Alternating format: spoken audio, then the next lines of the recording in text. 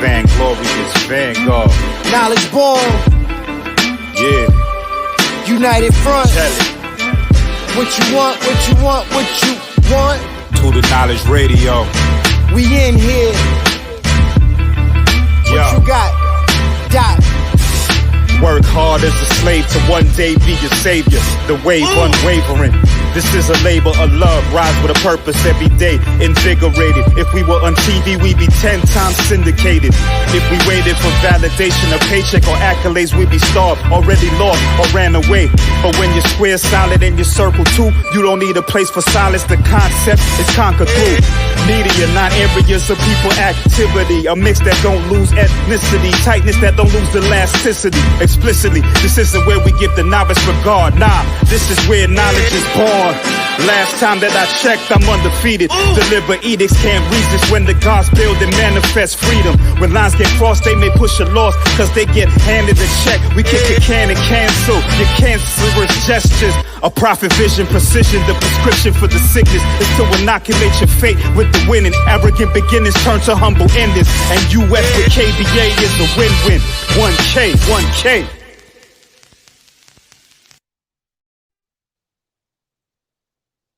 Peace and Black Power family. Welcome to another episode of Do Knowledge Radio, place where knowledge is born. This is your host, Knowledge Born Alive. And let me change the view real quick so y'all can just see what's happening right here. You understand what I'm saying? You see the God right here. You see a teacher. You see a storyteller. You see a poet. You see a mad scientist. You see a lyrical swordsman. You see a super team member. You understand? Like, you look at Organized Konfusion. You look at Crooklyn Dodgers. You look at Diggin in the Crates crew. You see the essence of iconic lyricism, hip hop, all infused in one alchemical brain. You understand? You know, his name should be out of this universe. You understand? Because lyrically is where he took us out of this universe and back. So it becomes my honor and privilege at this time to introduce some, present to others, and welcome to Do the Knowledge Radio. It's home, man, the myth, the legend, Brooklyn's own, Medina's own, OC in the building. Up to the platform. Peace. God. Peace back, man. How you, man? How you feeling today?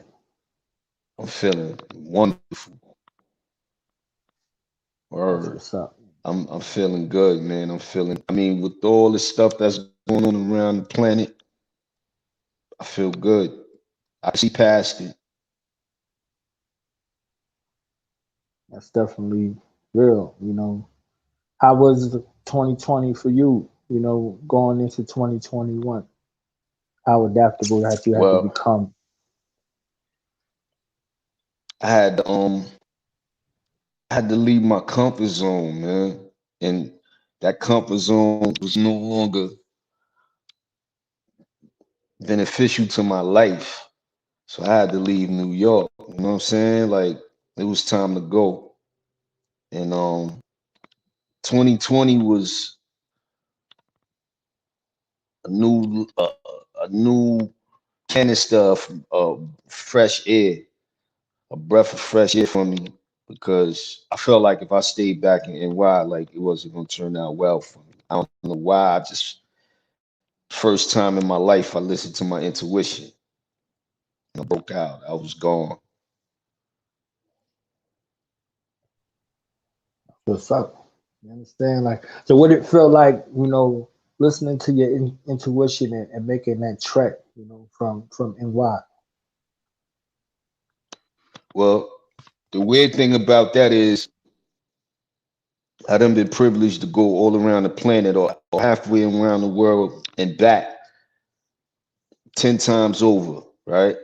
So we all know if you're on a vacation or you're touring or whatever you do, you know, when you come home, it's back to the same thing or, you know, the same circumstances you left. But when you get away, your mind is free. And I just felt like in the past few years, I would have been in afterlife had I not left New York. I wasn't doing nothing bad. I'll be 50 in a month and a half. And I just felt like it's the first time I listened to my intuition in my whole life. Had I not listened, and then the pandemic hit, because I left the end of 2019, you know, and who knew? Nobody knew that was coming. And your physical that's the day before Malcolm X, right? You on the 18th? I'm the 13th. Yeah, May 13th. Yeah. Okay, so you like Yeah. almost like a week before. That's Right. crazy. Yeah. And Live you know, I timing. just felt like I think as human beings, we don't listen to our gut enough, man. And I know what that gut feeling is now. It's intuition. Like I never listened to my intuition ever in my own mind. Like anything I've done, I've gotten lucky. If I did some dirt, I was lucky not to do time. If I did something in the street or to, you know, whoever I was just lucky not to get burnt. You know what I'm saying? And this time I felt it. It nudged me a little bit. You know, whatever it was, the universe, the sun, the whatever. You know, and it was like, yo, if you don't leave, you know, the top of 2020, you a dead man. You know what I'm saying? This is my gut. And I was just like, I was gone. I left. I ain't even think twice about it.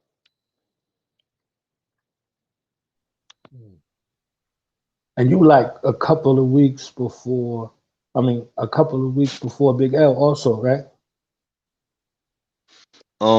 Yeah. Yep. Else is at the end of May. Yeah. That's crazy. Yeah. That's crazy just in itself right there. You see what I'm saying? Yeah. Because But I looked at just Malcolm. to expound on that real quick. L had an intuition of a feeling when we was in Croatia in 9-6, going into 9-7. And I mean, it could be some BS or not, or people can believe it or not. But he told me something, and he played so much, I was just like, you know, I dismissed him. You know what I'm saying? Like, but he was like, yo, if I tell any of y'all what I just, you know, I'm going to die. And it was just like, don't play like that, man. Don't do that. You know, and it happened. So when I go over things in my life and I think back to certain things, it's like, damn, that was somebody was telling you something, you know, for any of us. So that's all I wanted to say, though. No, it's real. That is real. You see what Yeah. I'm saying? Like that kind of mind, you can sometimes doubt yourself. You see, and doubt yourself out of situations. And we both lived through times to where you see when you trust your intuition versus when you did. You know what I'm saying? Right. Like even around the way, Cats was like, yo, I started leaving when you left. I started leaving when you left. Because every time you left, shit went down right after you left. Like you like, yo, it's a wrap, blah, blah, blah. Like it might look like a good day outside. You understand what I'm saying? Exactly. Everything might look great. I'm like, nah, it's a wrap. I'm out of here. Like, yo, it's only 11 o'clock. I'm like, yo, it's a wrap. You understand? I'm out of here. You know, I'm good. Because the times I said, you know, F that, I'm holding it down, da da da da da. You get what holding it down come with. You see what I'm saying? Right. Like you were in questionable situations, all kind of shit, life in danger because you want to hold it down. So when it was time to step off, it's a wrap. I don't care what happened. They like, yo, it's crazy out here. Da, da. I'm out. Yeah, no, you absolutely I'm going to the arcade. It's a wrap. I'm coming back like 10, 11 o'clock. They're going to be like, yo, it went down. It was crazy. Everybody got locked up. Tax ran down. Da, da, da, da, da. They was jumping out of everything. I'm like, man, like that feeling. When you stay we have these stories all day, man. All day we have these. We all have a book. Each every man on this planet and woman and child has a book. Like we can write about like things if we think back. If people made it to our age or a certain age, you know, limited and things of that nature, it's things to talk about. And yo, people, I know those stories all day, from first hand, second hand, and just talking to people like, yo, my man got murdered, and I was supposed to be in that car. How many of us got that same story in our life? My man got rocked, and I was supposed to be in that car, or just, you know, bad things like that. Like, you know what I'm saying? So we was all, somebody told me something a few days ago, like, yo, karma catches up with all of us. And I just never believed in that sense. I was like, karma is just a word to me, like, and it came back and bit me in the ass. You know what I'm saying? Right. Things that I was going through or did even years back, it followed me and nudged me. It was like, remember this? And it was like, whoa. You know, so I believe in Now all of that, man. We got an era that I believe brought out the best of everybody.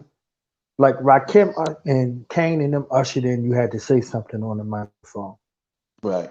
And you go past that into the early 90s, you not only had to say something, that shit had to be raw, it had to be nice, it had to be witty, it had to be clever, you know, it had to be layered, you know, all of those things. So, and it had to parallel your life in some form or fashion. Right.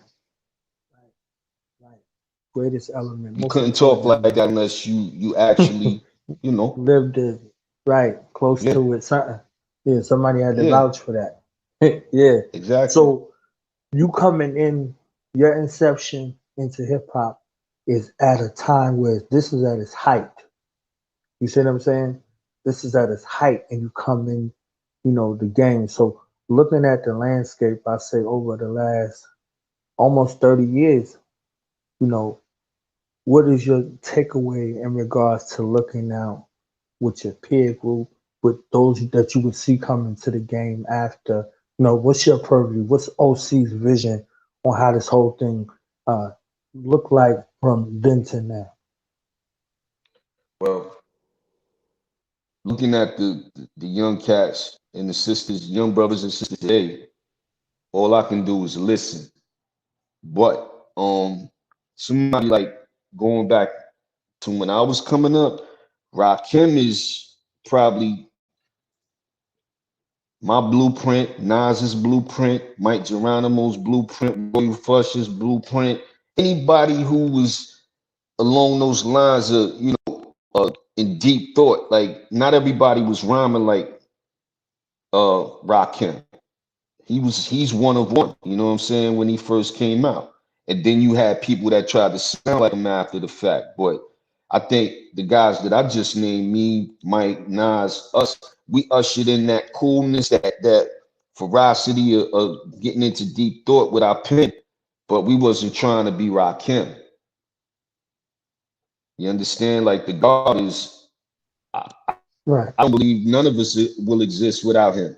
That's just my personal opinion. Like, had Rakim not come out, I wouldn't probably sound, you know, he was instrumental in us finding that cool voice. Because, you know, he wasn't the only cool dude on the planet, but, you know, for us wanting to do what he's done and things of that nature, like, you know, nobody wanted a duplicate of him. So you had to figure out your own cool. Nas figured out his own cool. Mike Geronimo figured out his own cool. I figured out my own cool. You know what I'm saying? And then you just had to prep a different artist coming afterwards and before, you know, after the guard that just were their own people, like Redman, Method Man, Raekwon, Ghostface, Exhibit, the Alcoholics. Everybody was different. NWA, Easy, everybody was different. No, DOC, Slick, the names can go on. Nobody sounded alike. That's the difference. But coming back to this era, instead of me barking and saying, I don't like that and this and that, you know, I try to peel back the layers a little bit, you know, instead of saying, they're not saying nothing. You know, it might be a dance, it might be a foot stomp, it might be something that's expressing what they are today. You know what I'm saying? And I mean, I ain't removed. I ain't nowhere near removed as these kids believe we are, but I'm not gonna point my finger and wag my finger at them either. I'm gonna try to understand what they're doing, you know, because it's a different era. But you know, like I said, they need us to exist as well. You know, they couldn't be doing what they're doing if we didn't exist after, you know, that wave of Rick, G-Rap, Rakim, King, Chuck D, KRS-One, Sonic, the list goes on, LL. You know, it was just all those guys I named were all exceptional and one of ones. No duplicates of each other. Come on, man. Like, so us following them and then seeing what's following us, and everybody, you know, from my era saying that ain't hip hop. Nah, you have to rethink that and see what they consider to be hip hop. And you have to sort of try to understand it and respect it. And just, you know, be quiet and watch and try to understand it before you just write it off. Everybody has a language, and language is indicative of a culture. You could have a culture that's a center and foundation that everybody Right, communicates in their own language from one generation to right, the next. right. Our parents Exactly. hated our music. You know what I'm saying? Like we had to sneak Exactly. and listen to rap, sneak and listen to hip hop, and see this art form Hmm. continue to grow. And the beauty that was melding through one generation to the next is Hmm. we heard Biggie and we heard Ice Cube with the Ozzy brothers. You see what I'm saying? Like Right. so now our parents is looking like, okay, I might listen to that. I might listen to this. You see what I'm saying? And if we have revolutionary parents and they heard Public Enemy, they're like, okay. You see what I'm saying? So from one generation to the next, you have to find the through Hmm. line between the languages. You know, some of these young Exactly. cats I hear, like I hear Fushnickers, I hear, you know, Lords of the Underground, I hear Das Effects. You see what I'm saying? I hear Rex and Effects. I hear those, Hmm. you know, I hear Bone. I hear Crucial Conflict. Yeah. You see what I'm saying? Like You I hear the hear them influences. communicating in their language. They have their language, and their audience loves their language. You see what I'm Or it saying? might So be they're a there. movement. They doing a movement and yo, it's Right, all language. right. It's all language. And I'm gonna tell you two stories. And this was in the same motion. Like I went out to Japan for the first time in '94 with Premier. Dig this. Premier was DJing for me for my first show in Japan. And I'm out there with Lords of the Underground. So now we going through the airport. Me, Preem, and somebody else. Oh, Biz. Me, Preem, and Biz going through the airport. We run into Ike Turner. I'm like, damn, this is Ike Turner. Ike Turner said Premier. So that threw me for a loop. When we finished, when we stood there and was starstruck and watched him and said hi to him and everything, after we walked off, I said, yo, Preem. Ike Turner said Premier, like to get his attention. And I was like, oh shit. Like, and then that same breath, I think, no, we was coming back. We was leaving Japan like a week later. And the guy who made the Quiet Storm, which Tupac made famous with Dear Mama, we ran into in the airport as well, coming back to the States. Now, dude had open heart surgery, split from his chest bone all the way down to his belly, damn near. And dude was like, yo, if it wasn't for Tupac, I wouldn't be on the road again from that Dear Mama record. These is famous, you know, respectable, legendary artists. You know what I'm saying? Like, so people like, nah, we not doing that. I'm like, yo, man, they have things from us, they have traits from us, but they just doing it their way, hate it or love it. You know what I'm saying? But I listened to Ike Turner when I was growing up. I listened to Quiet Storm. We all did. Like we listened to all this music, but it's not the era. They listen to certain, like they might have listened to 50 Cent and figured that was the end all, the be all. They was babies, or someone even born when I was on my second album. It's a different era, man. And you got to, like you said earlier or a second ago, when our parents, we had to sneak and listen to hip hop. We had to sneak and listen to rap, rather. Hip hop is just, it's two different things. And, you know, they ain't got to do that now. And they making a boatload of money as well. So right. I'm happy for these dudes. Just save your money and do things that we didn't do. You know what I'm saying? Like, don't just blow it. You know what I'm saying? And stay on top of what you know, your finances. They're a lot more wittier and smart to me anyway.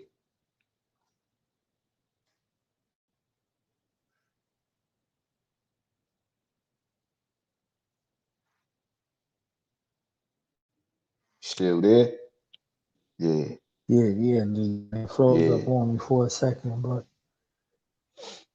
just reflecting, and it's very rare that you actually hear somebody go from one generation to the next with love and not with scrutiny. You see what I'm saying? Like you a rare mind to approach it in a way. Like I heard Redman kind of say something similar. You see what I'm saying? Mm-hmm. So I mean that's You gotta let love, them rock, and that's man. still hunger, right? Yeah, Let them get yeah, that. Yeah, if this is all they got to say for them to get paid, they ain't in the streets acting crazy, getting locked up, getting killed, all that. yeah, This all they yeah. got to say. Like, and we know we deal in things in cycles. Hip hop started off, well, rap started off as a party. It was party Right. music. It was feel good music. You see what I'm saying? So Mm-hmm. you had that. It got serious. It got conscious. It got aware. It began Right. reporting on things that's happening, and then it went back to partying. You see what I'm saying? It went Yeah, back to partying, with the snap era. You see what I'm saying? Like it went back yeah, to partying and it's turning back around to yeah, cats want to hear lyrics. You see what I'm saying? Like yeah, cats want a good show and they want lyrics. You see like it's there. It's evident. And it yeah, doesn't have to be monolithic because we're not monolithic as people. Everybody speaks their yeah, own language. And this is what, yeah. hip hop allowed the world to be exposed to. Like, we don't sound the same in Florida or Texas or Georgia or the Midwest or the West Coast. And we Right, all the same people. You see what I'm saying? right, So it's right. it's something that go in Oakland that don't go in LA.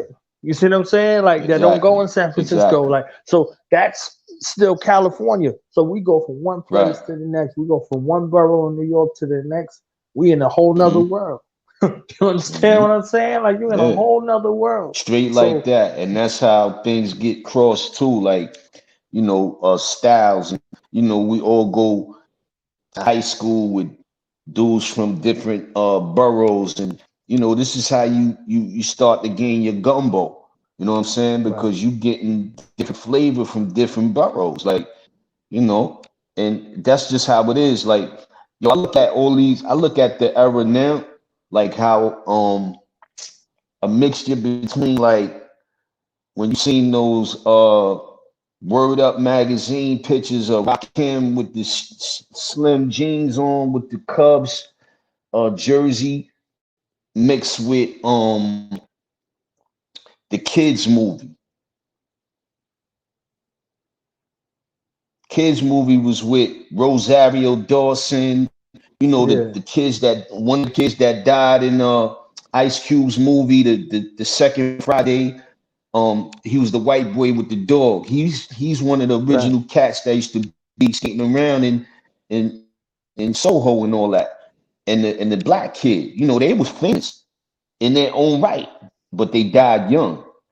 But when I look Right. at them dudes, when I look at a young Rosario Dawson, to me, a lot of that is now. Like, they Right. remind me of them mixed with a little bit of, the end of when, Tottenham was coming in and we was coming in and I mean was already like vets. And then you had the Redmans and, the DOTS effects and them coming in. Like, it's a little, Right. they got a little bit of everything.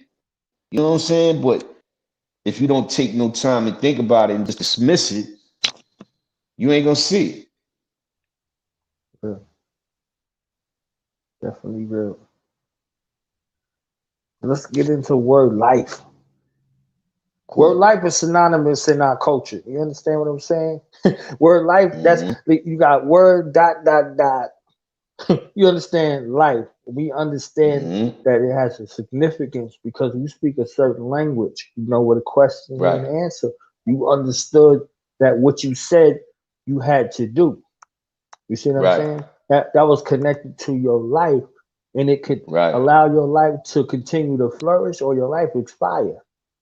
You see what I'm saying? So me just looking at it, you know, back in the day, you know, that culture. But then when you get life experience to go along with it, you understand why these life lessons was out there. You see what I'm saying? So what was kind of your approach, you know, towards this album, you know, your first album out there? Like, where was your mind frame at looking back at it in hindsight? I was excited. I was afraid. Let me explain. I was excited because, you know, it was a dream come true, right? And I'm looking at my heroes and I'm about to become a part of a club that, you know, you had to put in work and, you know, you just don't get put on. You know, you had to really put in work. So I was afraid that people wasn't going to accept who I was. So being young, you thinking about your approach, right? So I had to approach it like it was my life story. It is my life story, but it involves everybody around me. That means the whole world, because you know you gain your experiences from being out in the world. And you know, I know what I was doing. I was digging it, but I didn't know how you and other people or anybody for that matter would accept where I was coming from. And yo, when you think about the nature of the beast, in a nutshell, we all come from the same shit. So we all understand whether you from down south, whether you are, you know, you up north, whatever the case may be, we black or we people of color, we going through the same things. You know, we might experience him in a little different way or, you know, with different uh uh testaments in your life, but we all going through the same things because yo, we not marked, but we damn sure targeted, man. We targeted, and I accepted that. I ain't saying I'm not gonna fight, but you know, my story is your story, vice versa.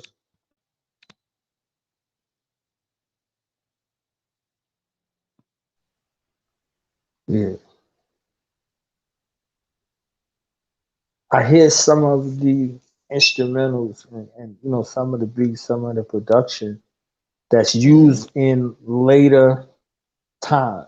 You see what I'm saying? Like later times. So you really gave some life to some things we would hear later and people don't even know. You see what I'm saying? Whether it's Crisscross, whether it's Jay-Z, whatever. You see what I'm saying? Like you would hear it later on. So, you know, approaching the situation, you know, in a time of where authenticity was celebrated. It was required, actually. It wasn't even just celebrated, it was required. You see It what I'm was saying? Like, you required. could You not exactly right, sign. God. Yeah, you could not sound like anybody else. Not if you wanted to sound like somebody else, you could not. It was required. Authenticity. You So would get called out your on it. approach, right? Your approach to showing, improving, and giving us another glimpse into the culture, not in the same fashion that people may have done before you or after you. You gave us a glimpse into this culture to where we could tap into untapped potential and really vividly see it. Your lyrics was movies. Your lyrics was books. You see what I'm saying? Your lyrics was, you know, a fantastic voyage. Your rhymes was reading Rainbow. You understand what I'm saying? Like this was escapade into the mind. You know, it wasn't, Yo, this was Slick the Rick. school bus shit. You see what I'm saying? It wasn't school bus Right. shit. It was the message on steroids. Yeah. You see what I'm saying? This is Rick, and this was Rakim all day, man. For me, like it was the end all, the be all for me. And DOC when he came out, their vision, the way, you know, Ross said, follow me into a solo, get in the flow. You could like a photo. Music mix mellow maintains to make melodies for MCs, motivate breaks. Like, who talks like that? Right. So it draws you in. Once upon a time, not long ago, where people wore pajamas and lived life slow, where laws were stern, justice stood, and people loved the hype, money also good. Like, come on, man. Yeah. Come on, man. You know, Rob, go manufacture a massive reactor, a blast of a master that has to make musical massacre. Like, yo, I study these dudes. I could tell you, Black Thought ain't the only one that know everybody's lyrics. Like, we all come from that part of gumbo. Like, so when people be so amazed, and I love Black Thought. Like, I'm always amazed at what he does. But I'm like, yo, that's normal for that dude. Like, do y'all understand that? Like, he mastered his shit a long time ago. Y'all just wasn't paying attention enough. Like, this dude was one of them dudes you probably would call out in the industry, and he would tap your ass real quick. So, you know, we studied these guys, man, and I felt like if I was going to go into that master class, I had to understand what I was going into, what I was up against, what I was saying, and make sure I was concise as possible. And on top of that, I had Pharaoh and Prince Poe. Come on, man. These is my teachers to this day, man. Like, I'm a student for life. You know, I got Same Moon, Same Sun 4 years ago. I got New Dawn right after that. Like, I'm telling people I do this at will. I don't have no age limit on my music. Like, I'm like, yo, most of my kids probably can't make music the way I do. And I'm not saying that disrespectfully. I'm just like, some of us are different. And I'm different, man. Like, I still make music. I'm making music. Some people just don't pay attention. And it's like, I'll put your attention or I won't. Cool. But Same Moon, Same Sun, New Dawn. Like, I predicted a lot of things, not because I know it was coming, but I'm a Black man. It's in my DNA.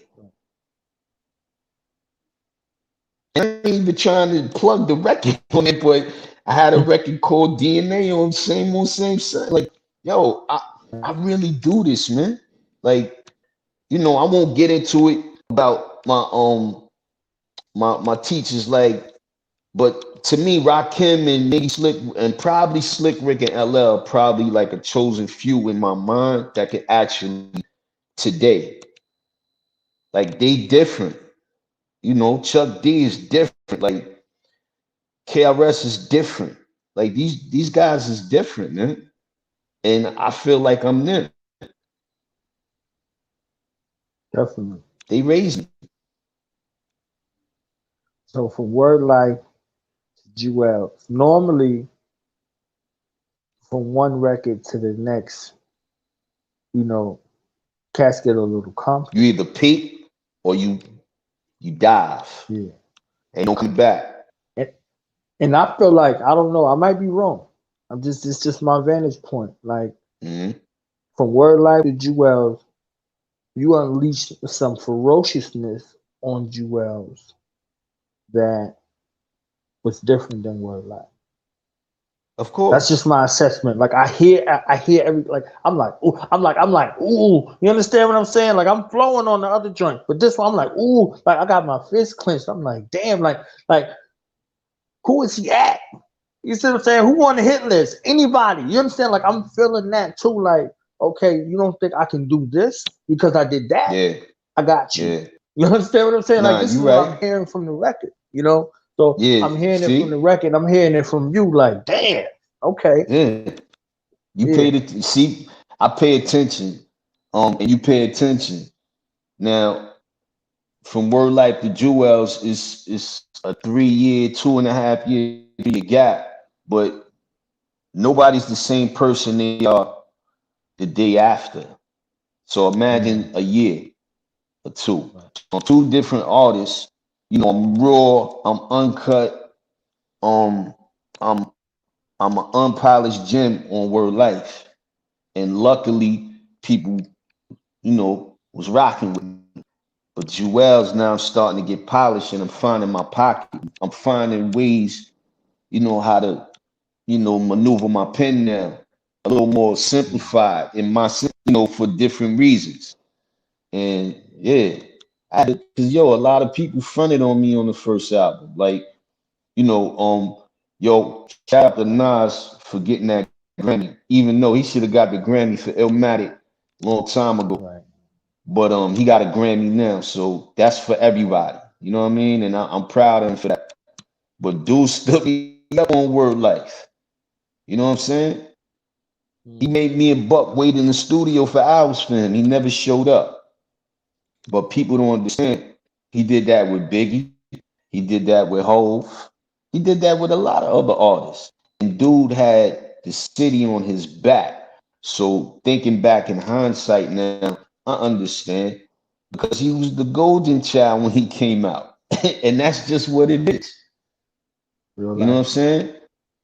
So looking back at that project and the way it came out, I think people still had that question mark next to my name. So that's why when I did Jewelz, you know what I'm saying? Like, you know, it was like, yo, I have something to prove now. I know I'm a crazy artist, but you know, for myself and for my peers, I had to show them, man, because a lot of people was like, you know, I don't see him. They probably said it. I don't see him being around for another album. And I'm here 30 years later. Right. Dang. So you start off with Pharaoh Monch, a young, hungry, lyrical, animalistic Pharaoh Monch. You see what I'm saying? And you over there, y'all making shit happen, and then you come into your own project, and then Nah, you get it drafted didn't happen into. that way. Nope. Let me So trying to follow the storyline. Go ahead. them dudes, if it was like a, a, a Rocky flick, like they was like, yo, you're not ready. They told me I wasn't ready for a long time. Like they just didn't put me, I didn't just get on. This is what people don't understand. It was a 5 year, 4 year gap in between 91 and you know, prior to that. Like I've been around these dudes since I moved to Queens. So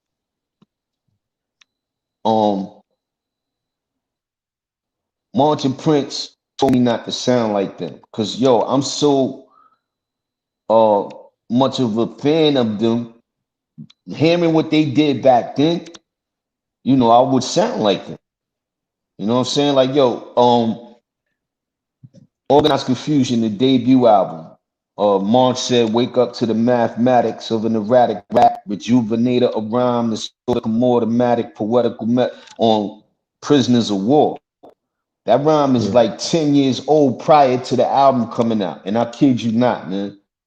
You know what I'm saying? Like these dudes was, you know, I seen them in Ultramagnetic before they was popular, like before they was even out. So, and I was just like, you know, I didn't understand it at first.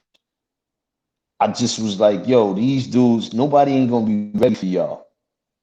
And that's the tutelage I came up under. So, you know, I say all that to say it was like, you gotta find your own voice. Oh, like you can't, you know, Prince definitely is outspoken. And he's like, you're not supposed to sound like us. You bugging, like you ain't part of the group and you have your own voice. And I used to get upset. But once I figured that out, I understood what Prince was saying and March was saying. And like I said, March was more subtle with it, but Prince would be like, nah, that's trash. That's all right. Nah, that ain't gonna cut it. Like, they gave me the harsh Mickey reality on some Sylvester Stallone shit. Like, they was You're a like, bum, nah. Rock. Yeah, you're a bum. Oh, you're a bum. And yo, just lead up to the song. I did a record. My debut is on a record called Fudge Pudge on their album. And they waited the last minute to put me on the record because the album was done that like the night before. And you know, it was me and a few other people who was trying to get on in our circle, and they chose me. And I was, what I did out of nervousness, but they said that's the best art sometimes when you're nervous and you think that people ain't gonna love it. And that's what I draw from. Time's Up was the same way, but Right. they was like, yo, like, you want to be on this record. And I was nervous. It's a whole bunch of people in there, a young large professors in there, Anton, who did a lot of the engineering and power plays there. And I'm nervous. So I'm like, and it turned out okay. But yo, when I went home that night after we did the record, man, I just felt like I ain't do well. You know what I'm saying? Because I was just like, damn, like I should have said something different. I should have wrote something different. And finally, in the next few days, they was just like, you bugging, like you bodied that record. I'm like, okay. Like, why you ain't tell me up top? It was like, because we ain't want you to feel yourself like that. Like, we had to let you stew. I'm Yeah. dead serious, man. And then the video comes around. Yo, they put out a record before that, and then the second single was Fudge Pudge. And that's the record that actually gave the album momentum. So, them dudes is my teachers for life, man. Like, I'm forever a student in this music just because of them. Like, they taught me, what's right, what's wrong, and don't copy us. Like, they used to be like, nah, like, what? You sound stupid trying to sound like us. And yo, it used to break my almost break my spirit, but now I see what they was doing.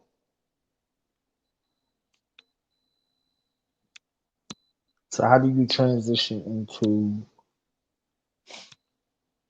the super group before the super universe? Because you go into the universe, like, D.I.T.C crew is the universe. Like, now they call it shit like Marvel comic universe. D.I.T.C is the hip hop super universe. You see what I'm saying? Like, It's crazy. I'm humbled, man. Like, yo, we ain't asked for that. And honestly, I always say this in a good way, meaning it in a good way, but we the bizarro version of Wu-Tang. Like, we came together after we got record deals. We didn't come together and then branch out like Wu did. And we didn't ask for it. Like, it just happened, man. And it turns out, whether people want to realize it or understand it, like, my crew are a bunch of producers: Diamond, Show, Finesse, Buck, and Big L, and Fat Joe. So, and OG, and Kid Capri, and DJ Premier. That's DITC. You know what I'm saying? And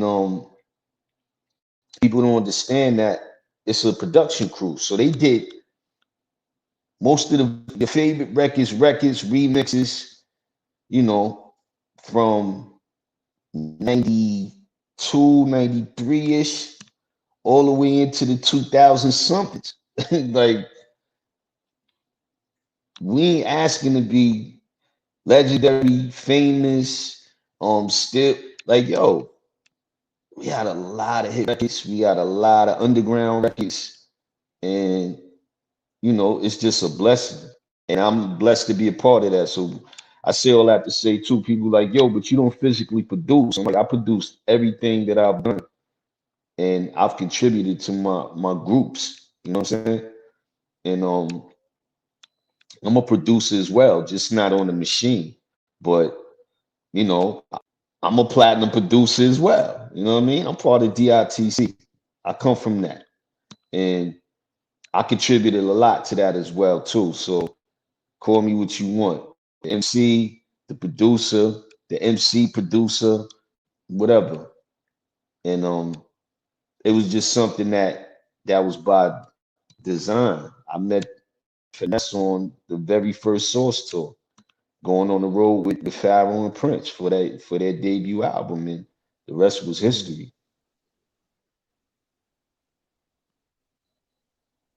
I spoke to my brother. He told me to give you a shout out when we spoke. One of my favorite producers, Gensu Dean, out of Texas. You know what I'm saying? Yeah, The Dean. God, Shabu Yeah, Dean. Yeah, yeah, yeah. GD was good. Yeah. brother, man. I spoke to him, and I actually, yo, this is another thing, man. This is just sidebar. I've been getting my life together, so I ain't been answering no phones or nothing, and I don't feel bad about it. But people sometimes don't understand. Like when you unplug, you know, when somebody unplugs on me, it's cool. You know what I'm saying? But you know, this was real like work I had to work on, you know, in a short amount of time. And then a pandemic hit. So I haven't spoke to a lot of dudes, but Gensu's my man. You know what I'm saying? Like, and it's a lot of other people that's probably a little mad at me, but at this point, I'm like, I had to take care of me first. You know what I mean? I come first. If I ain't in the right state of mind, I can't deal with other people. You know what I'm saying? Or even bring that type of energy around other people, or even project it over a phone call. So anyway, I spoke to GD, so I don't want him seeing this and saying, damn, I've been calling, you know what I'm saying? But so there you have it. I just been on my get, you know, 1, 2, and get my life together, man. That's definitely real. For the people who don't know, your relationship with Big L, like, you know, what were some things that you could share with us that you might want the world to know about your relationship, you know, as brothers, you know, as artists, you know, as men? Me, Big Al. Yeah. Um,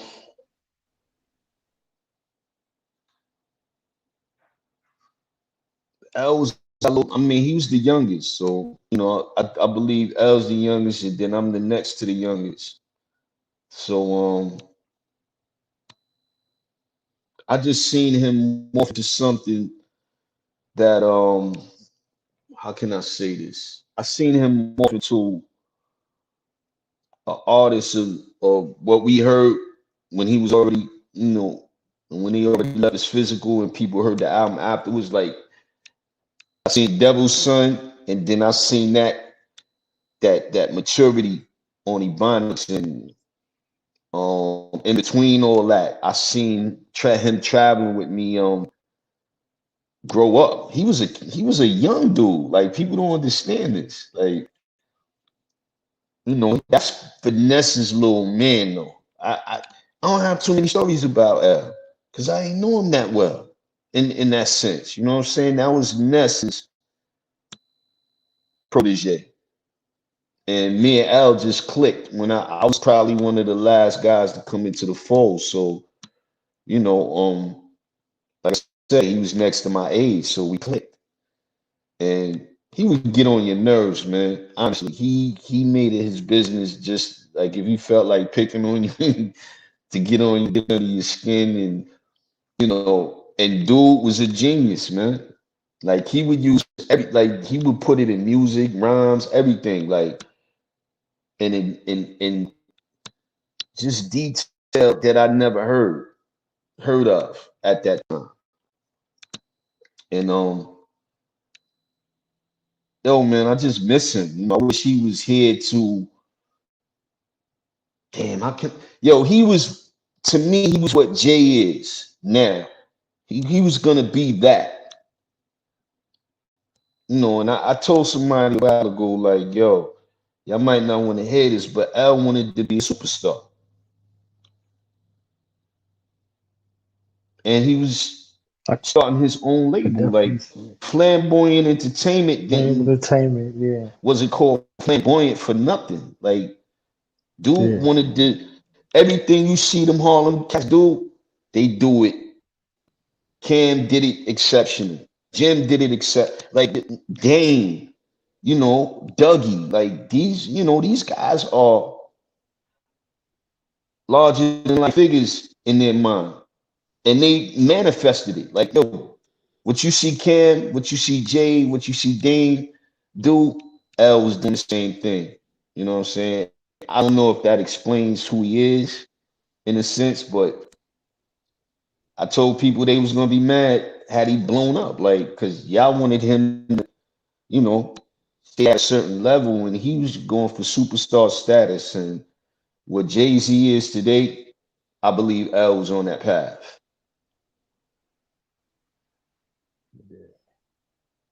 I remember that freestyle. I still play that freestyle like to this day, like with him and Hov, with him and Jay. Yeah. Well, Dame is saying it now. They battled. Dame was standing there. They battled uptown on 139 or 140 or something like that. Him and Jay battled. They rhymed for hours or a couple of hours at each other until it was just like, it's even. Yeah, we got a little excerpt of that. It was like 7 minutes. Some joints is like 10 minutes long. Yeah. When I hear that shit, seeing that, I'm quick to blast the school. Friendship. Quick to blast the yeah. and break them up. Y'all seen the friendship afterwards with him and Jay going back and forth. But they battled. Jay came up the hall, if I'm not mistaken. And like I said, you would have to ask Dame. And I haven't spoke to Dame in a minute. I gotta really dig into his brain about that, because he was there and I heard him and Jay went at each other's throats, and it was just like, it's even. And they became friends afterwards.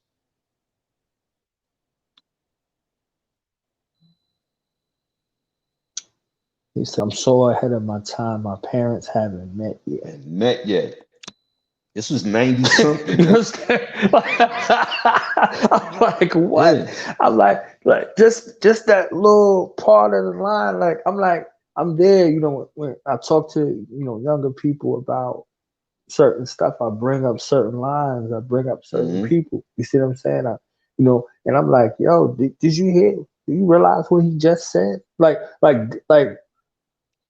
right there on the spot too. You can hear it. You see what I'm saying? Like, you can hear it, like it's there. Like, I'm glad that the beat was just like some little piano monotone, so it don't really drown out. It's like boom. Listen, you hear these all of is that. Books of rhymes, right? And you know, this dude, let me tell you why he was special. This dude memorized everything that he wrote, even if he didn't use it or you wouldn't have heard it before. Like, so he was always prepared. Like, he memorized everything that he possibly wrote in his life. He memorized. I kid you not. So it was like, you know, some guys in the crew used to call him to battles at other places, uptown or downtown. Yo, hop in the cab. I got a stack for you to take on these three dudes right now. They feeling themselves. And yawn. All right, I'll be down there half. And he would do exactly what he say he's gonna do when he get down there. Because dude had rhymes for days. And then to me, he was in a dance version of Finesse mixed with King. And you come up with Big L when you put that concoction together. And I ain't heard nobody yet up until, you know, I did the thing with RJ Payne.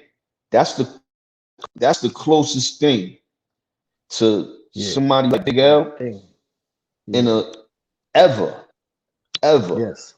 You know, like RJ Payne is, you know, and he look like him. So it's spooky. Right. You know what I'm Right. saying? Like Like, I'm picturing him. Like I'm picturing him, walking up. Like I see him while you saying it. I'm like, mm-hmm.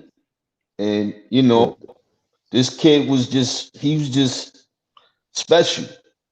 And you know, I some days I wish, certain artists, I wish I wanted to see what Biggie career turned out to be.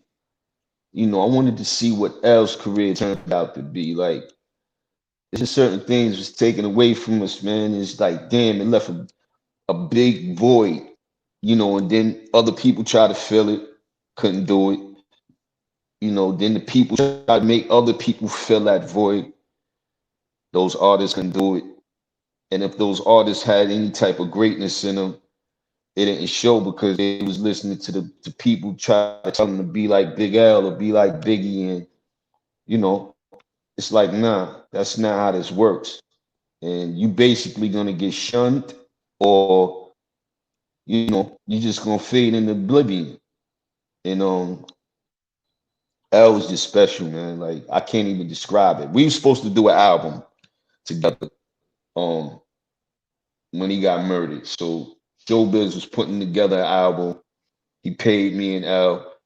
The only record we did ended up going on the soundtrack, but the first record we did was Get Yours, which was on the Black Mass soundtrack. And it was so weird. I think maybe 5 years ago, Joe forgot about that. I told him, yo, remember giving us a bag for the, he's seen it. When we did Dangerous, he was like, yo, y'all need to do a project together. And he gave us, I never forget this shit. He gave us both 5 G's a piece just to stick around. Don't disappear, go out of town, go on our excursions. Here's 5 G's a piece. Y'all do what y'all do. And he ended up getting murdered. And the project went to smoke, and later on me and AG did it, but me and L, that was the original plan.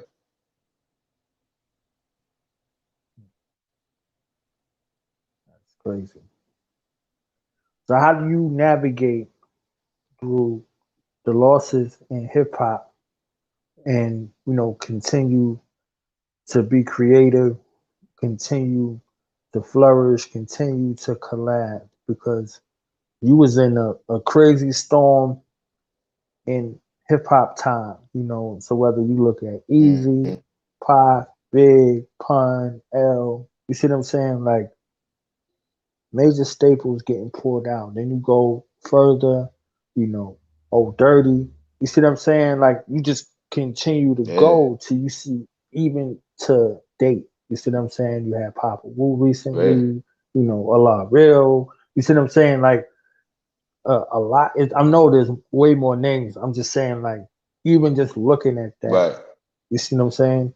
How do you navigate through them waters from that season and continue to have the brain space and the brilliance to continue to and resilience to continue to create? Life, man. Everyday life. It's no such thing to me as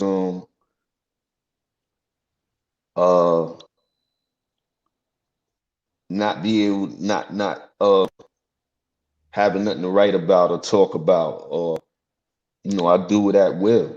You know what I'm saying? Like, and that's because I'm living and breathing. You living and breathing. Like, Right. it should always be something to talk about when you living and breathing. When you watching what's going on, what's going on around you, what's going on in your own life. You might be walking through Walmart or supermarket or something, and somebody say something, and you ear hustle it, and it sparks something in your brain. Like, yo, this is Right. it's never no writer's block for me up to this point. And I've never tried to be this. People put these tags on me, lyrical, whatever, top. At one point in the beginning, I worried about being in the top, whatever, or if people considered me, bar for bar with certain dudes or whatever. I don't care about that no more. I just use my life experiences and people around me experiences to basically get across what it is that I'm trying to express. And everyday life is no myth. You know what I'm saying? You wake up in the morning, you might look at the TV, you might look at the ceiling, the walls, whatever. But it's different things to write about, talk about, listen to, I don't know, man. I'm just, like I said, I never thought of myself as average. Like when it comes to my art, my craft, like, Impossible. I never tried to, I tell people this too, man. I'm like, yo, I got 13, 14 solo albums. Like people be like, when you gonna put a project out? I'm like, the dogs, like, do you realize I got like 13, 14 solos? And they like, for real? I'm like, yeah. I put out projects in the past 10 years. Like, Right. yeah. Like Australia. Then I did it 3 or 4. I did it 5 times in the States. And I did it in Australia 2018, 19 with Debonair P. Then I did Apollo Brown. Then I did, the Diggin album.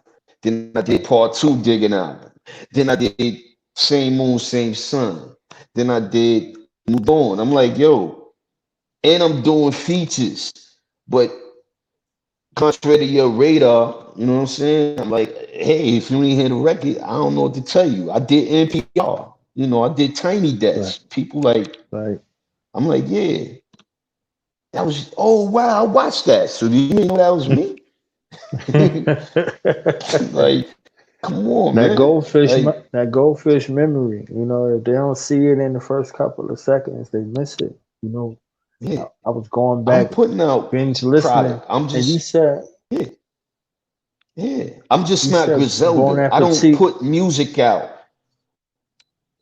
I can, but I don't think Knowledge Born would appreciate that, me putting out trash work, Right. Nah. or anybody for that matter. Right. But my bad, man. What you said about Bon Appetit? I heard somewhere I was going through binge listening, watching, getting prepared to speak with you, and I heard you say that was your favorite album. Yeah. So I think now I I got gave to a lot of got to people. know something. Yeah, I got to know something about the joint, man. I love it. You see what I'm saying? Yeah. So Yeah. I believe Blueprint came out after that. yeah, Buck was around for I believe Buck played some of that record, and then Blueprint came out. So, we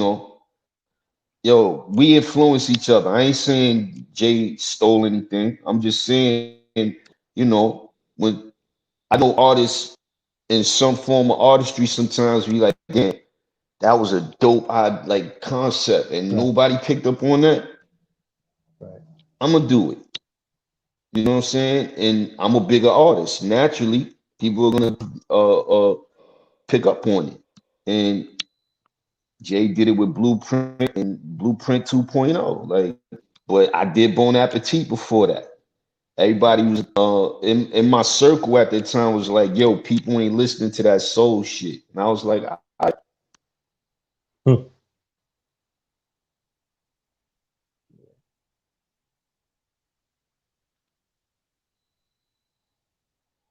So the key. and Jay's on that album. Yeah. Yes. I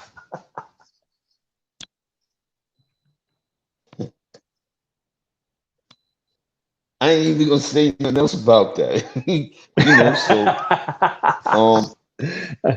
Yeah. Yeah.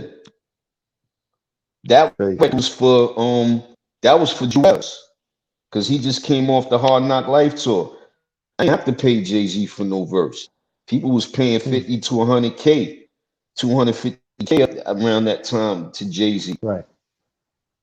I ain't paid nothing. This is my man. Dame is my man. Like, these are my people. So, you know, but like I said, you know, I've done it. I've taken, I haven't stolen, but I've taken things that people touched on and people didn't expound for them. Right. In a certain way, and I knew how to, you know, shape it down, chisel the fat off of it, so people can understand what it is. You know what I'm saying? And like I said, you know, I was doing I believe Mary put out My Life album. That was the second album, right? My Life. Yeah. Yo, my whole second album before Jewelz got lost. But my whole second album sound like My Life as Buck. But somehow we lost the whole album. You know what I'm saying? But every sample, and I didn't hear Mary's album. I didn't know she was recording that album, but we all come from that same vibration. So what Puff put together and the producers at that time, me and Buck was on that vibe. And we was probably like 7, 8 records deep, and somehow everything got lost. So that, to me, that meant it wasn't meant to be, you know, it wasn't meant to happen. I was supposed to do something else. But my second album before Jewelz was done, you know, sound like My Life, the whole My Life album, every sample that's on there. So what didn't work for me worked for Mary. Mary did it. That album right there, that's a standout album. I know everybody likes everything and they say, oh, it's Mary J, she can't do no wrong. That she took us into the depths of her mind, her heart, and the soul. Like boom. Yeah. You see what I'm saying? That established her. That solidified her spot as hip hop queen of soul. Like, you know what I'm saying? Like, she touched. I played. That's all I played that summer. Was that album, and I made sure I played it when I rode past females too, because they loved that album. Yeah, definitely that joint. And then she did that remix with Smith and Wesson. Yeah, same album. That remix. Yeah. Look, I gave Smith and Wesson a whole nother look to this day. You know, I mean, they have their own. They got their own look, but I wish I had that Mary record too. I shine, you shine. That's a timeless record, man. They don't need Mary to perform that record. Like, they got their own verses for that. Like, I've seen them do it overseas at festivals, and people went bananas. Crazy. Tech is still is like, never, you know, dies. It never dies overseas. I was in Germany. I was in Europe. You know, I was in Africa. I was in, you know, the Middle East. All kind of like that music is timeless. Like, it stays. It's 5 o'clock in the morning. We drunk off our ass. Crisscross comes on. Everybody in the joint jump. The man daddy make. You understand what I'm saying? How you gonna front on that? I seen them. I toured with these little dudes at the time. So, you know, and I seen them surpass me. You know what I'm saying? I toured with the Fugees on their first album. And the second album, I seen them surpass me. Like, yo, it was anybody's ball game. Like, as long as you put out the right vibration and the right frequency at time. And, you know, like I said, I never listened to my intuition when I was younger. So when I put together Dangerous, nobody in the crew wanted to touch that record because, you know, it's D.I.T.C. They look for obscure samples. Until I wrote Mr. Walt a check, and he still ain't want to touch that record, you know. But I'm like, yo, this is a Park Jam record. Like, trust me, it's gonna work. The way me and El gonna put this together real quick, it's gonna work. And it worked. And I still have to say, I remember when the record was in rotation in the daytime. That was a big deal back then. In daytime, in the afternoon, rush hour, if your record's getting played, that means something. Like, you on your way to something. And Fat Joe was like, yo, you need to shoot a video for that. I was like, eh. And then he seen me another day and was like, yo, let me shoot a video for that, B. Let me shoot a video, I'm telling you. And I should have listened instead of not going with my intuition. I was hearing him, but I should have listened to him. You know what I'm saying? And, you know, he was like, yo, that was a big record. Like, that record showed you how to, you know, progress in different lanes. And I, you know, at that time, it's like, you mean sell out? And, you know, everybody would laugh. And he like, nah, B, I'm telling you, there's no sellout on that. Like, you would have learned how to make other type of music. And I wasn't paying attention to Joe at that time in that sense. Like, I didn't want to compromise after Jewelz, you know, what I worked so hard for. And that's how I looked at it. But in hindsight, it was the wrong move business-wise not to do that video. And, you know, sometimes you look back and just, damn, like, I won't make that mistake twice, though. You know what I'm saying? I want to go back You know. to the studio session. I want to go to the studio session. I know I'm going all over the place, but if I didn't ask you, I'd be mad after and be like, damn, I ain't ask about that shit. That Crooklyn Dodgers studio session. What was that like? Where were you? You know what I'm saying? Like, right then. I think, I just did, I did a couple of interviews. I talked about it. We were in D&D. I'm gonna make it a little longer for you since it's really no long-term story behind it. But we was in D&D. I show up, J. Roo show up, Chubbs shows up. You know, Chubbs is the veteran in the room. And he basically he wrote his joint right there in like a few minutes, man. And got up out of Dodge. He wrote his joint in a few minutes. We talked, laughed a little bit. He went and laid his record. He was like, all right, I gotta go. I got some other shit to do. And then Rue was like,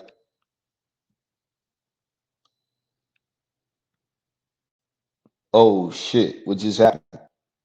So what you hear now, Clyde, kids, who got the cocaine? I'm telling you, he did that in like 10, 15 minutes. Crazy. And we was like, oh shit. And we went home. We ain't do our verses that night. We told Preem, yo, we be back tomorrow. And Preem was like, nah, yo, we gotta finish this record. Me and Rue was like, yo, I need to go home and think about this. Give me a copy.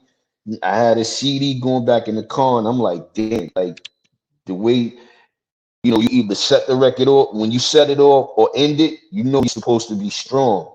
So what he did in the beginning, and the voice and the projection, you know, and I'm a Chubb Rock fan. So the Chubb and all these records and same old thing, and I'm thinking all of that.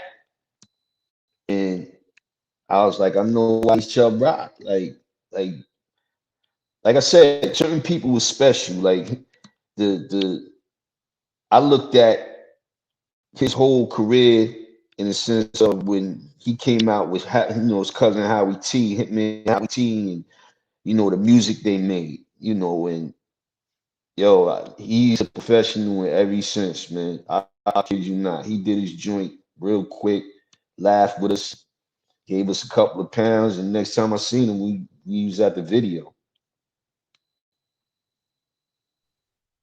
Crazy. 2 days before Big L, his birthday, Chubb Rock.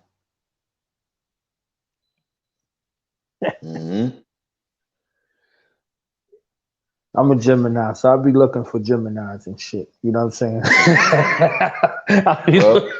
I'll be looking I for said something Geminis, about look twice, right? In Yeah. in War Games about the Gemini. Like, yo, like you gonna think twice before you try to slap the shit out of a Gemini, because he's gonna, you know what I'm saying? Like, he ain't gonna let that shit slide once. You know what I mean? Like, or twice. You know what I mean? Like, he's gonna double take on you from one person.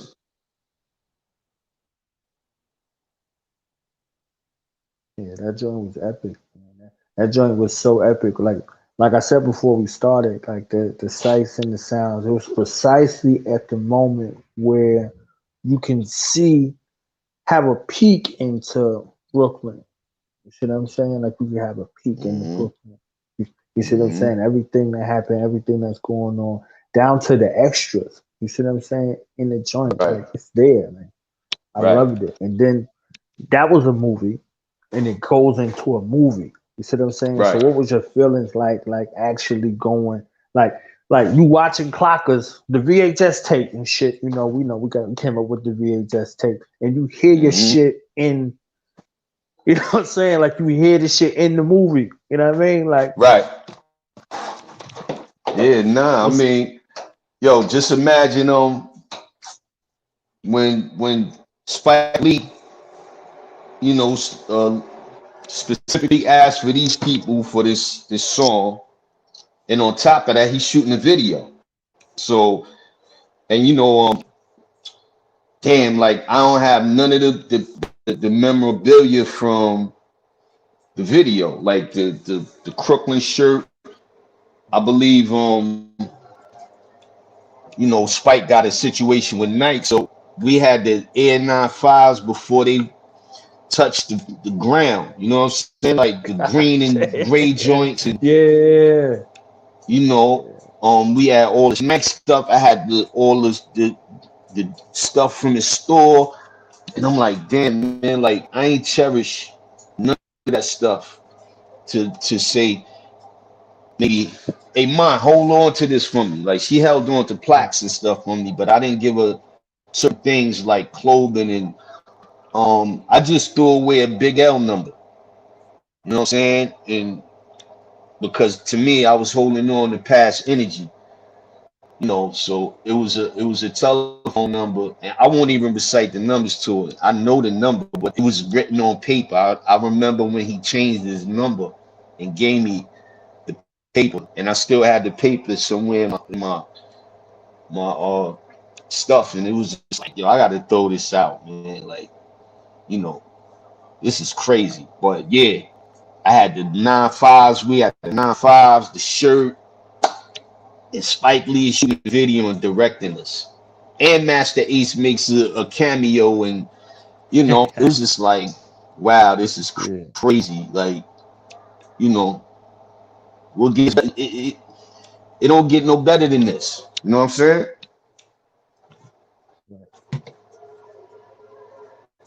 You got me twisted right now, because I don't even think about that stuff, man. You know what I'm saying?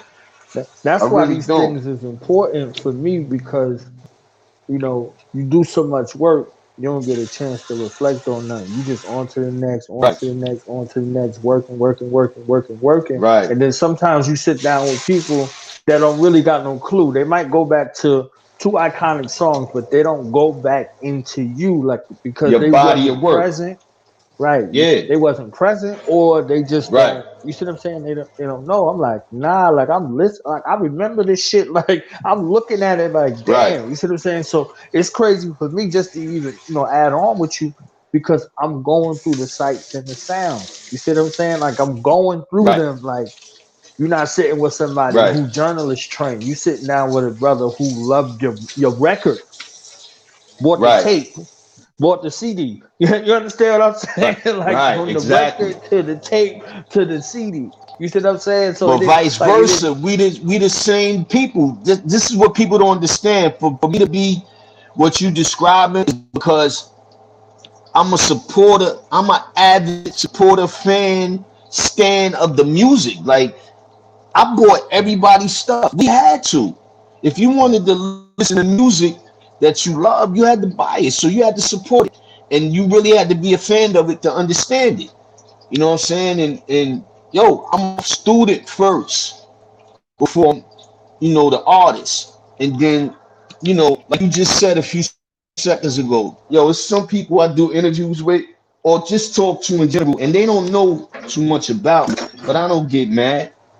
But you know, I'm looking at them and I'm just like, damn, like, yo, I've been here a long time, man. Like, I have quite a body of work, but I'm humble. You know what I'm saying? Like, it's humbling for people to look at me a certain way. I don't look at myself in that sense. I know what I do, I know what I'm capable of, but I don't look at because I'm like, yo, I'm not done.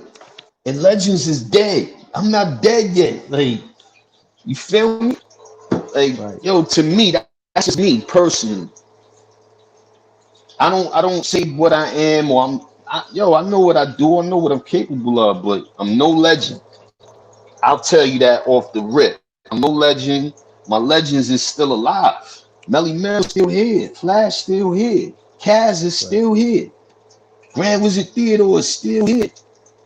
You know, before I made music, I didn't know Kid Capri. Kid Capri is still here. You know what I'm saying? Like, Just Ice is still here. Like, these ones are still here. And, you know, to me, none of us have done enough. Like, you ain't done enough interviews. You got more shit to do. Right. Definitely. You done a lot, but yo, some people just don't know. And it's just like doing this for the right or wrong reasons is your business. But, you know, I'm going to give you exactly what you give me. And if it ain't too much, to, you know, I don't stay on interviews. I don't only do interviews that much, but we on an hour and 20 something right now. Like, I'm enjoying myself. Right. It's Men having a conversation about life.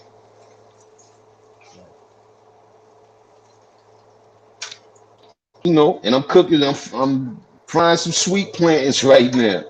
You know what I'm saying? Like, you know, yo, I'm enjoying life, man. Like, I ain't know what that meant before Too Tough, and you know, I'm enjoying it now.